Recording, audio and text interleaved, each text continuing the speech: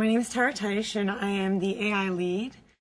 My goal going in was to make the AI as hard as possible and then have to step it back.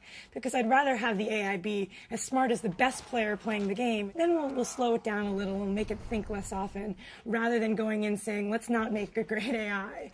So we're making it as hard as we can, and then we have 5 difficulty levels that you'll be able to choose from. And if you play on the easiest setting, it won't be using all of the most intricate tricks and things that we've thought of. It won't be using all those strategies until you maybe step up the difficulty level a few notches. Oh yeah, surprises me all the time. It combines all the systems that I've used to find ways that I can't even anticipate. For example, I was playing against it and it decided to go after my citizens. And I thought that my citizens were safe. They were ensconced behind a wall. I had a big army right at the front of my base. There's no way they could possibly get by all this. But somehow, all of a sudden I look, my citizens are under attack, the flare is going off, and they had found some way. There was a little hole in the wall. They snuck around, they came around behind my base, and they took everybody out. And that for me was just awesome and phenomenal. That was actually one of the more interesting challenges in the game because we came in with a wealth of experience with previous RTS games, and we had this basic system where we'd say, here's a build list, these are the units we want.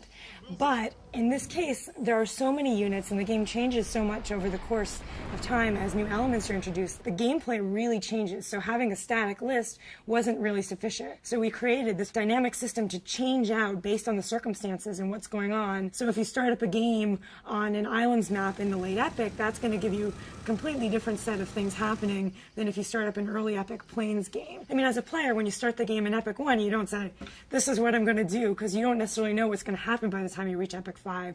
So it's sort of the same thing for the AI, where once it reaches that epic, it's got to switch out and do something more appropriate to what's going on at that point.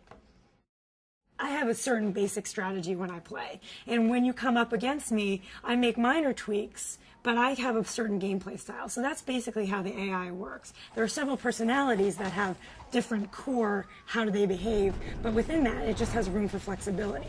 So before it decides, I'm going to go out and attack you, it does an evaluation, and it looks at the circumstances, and it's not going to, it's not statically always deciding, this is when I attack you, whatever. If you come in and rush me at the beginning, it's going to go, oh, okay, and it's going to have to handle that first before it goes and does the other things, whereas if you leave it alone and let it build up, it might come and rush you. Rated T for Teen.